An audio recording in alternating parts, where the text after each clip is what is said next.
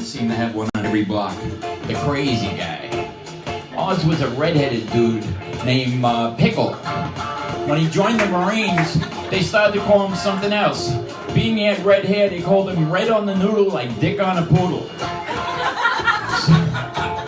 So this became his name now, Red on the Noodle.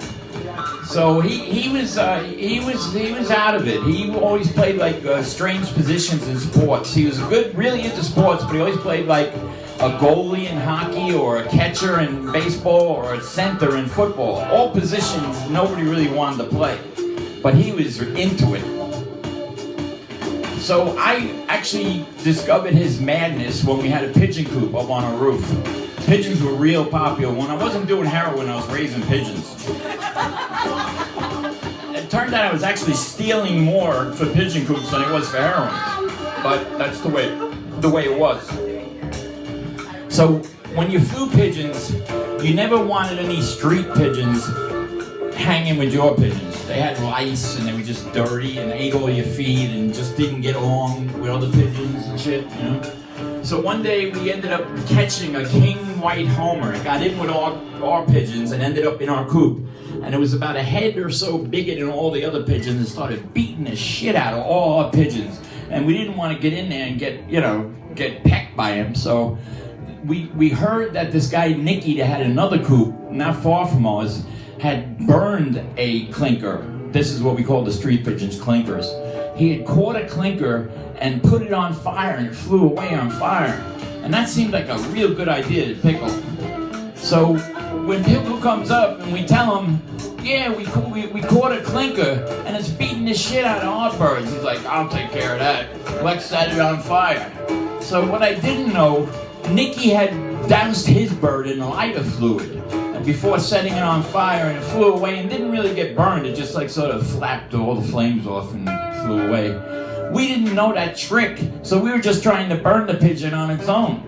So Pickle grabs the bird, takes it over. We put some tar on fire on the side of the roof to ignite the bird. So he walks over there and the bird's pecking his hand and he's getting pissed off. So he gets over there and he spreads out the wing and he puts it to the flame and it's not catching. And the bird's like making these pathetic noises. So me and my friend Pat, I look at him like, Pickle, that's enough. And finally he let the bird go. But he was perfectly willing to burn the bird to death if he could. So he was a good guy to have around whenever you wanted to do anything crazy. So one day we decided to go to the Bronx Zoo. Just me and Pickle. We didn't go over looking for trouble, but we did have paper clips and rubber bands on us. Because it was paperclip season.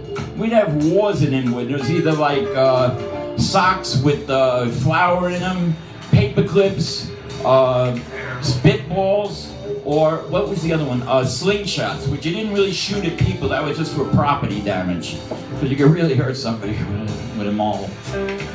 So me and Pickle walking around, and all of a sudden I see him take his rubber band out and a paper clip, and he starts shooting at birds. And I was like, I don't know if this is a good idea. And we get over to this one cage, it's the birds of prey. And it's a golden eagle in this cage. It's a huge cage, and the golden eagle is like one of the biggest species of eagles. I think they fucking eat monkeys and shit. And so we're standing there, and there's a guy in the pen with him cleaning it up with a pooper scooper. Got a little pooper scooper and a little broom. And all of a sudden I see Pickle line up a shot, and he hits the eagle right in the chest. And the eagle goes berserk and starts attacking the zoo guy. The guy's fighting him off with his little broom and his pooper scooper. And the eagle is like cutting him up. And I look and the whole crowd is laughing. Everybody, I feel really bad for this guy, but the whole crowd thought it was hilarious. Finally, 3 guys come over and grab fucking Pickle and take him away. Lucky for me, Pickle was not a rat.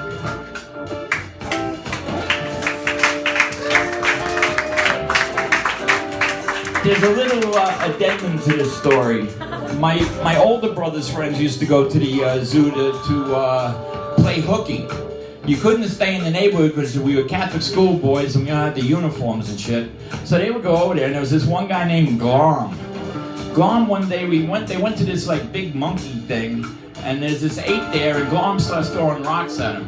And the ape's getting pissed off. He's really busting the ape's balls, and the ape ain't going for it. After a couple of minutes, And the ape goes behind a bush and comes back out, and Glom says, and takes a rock and throws at him. The ape says, oh yeah? Hauls off. He had taken a shit in his hand and threw it all over Glom, just Glom, in his Catholic school uniform. And he had to explain that to his mom.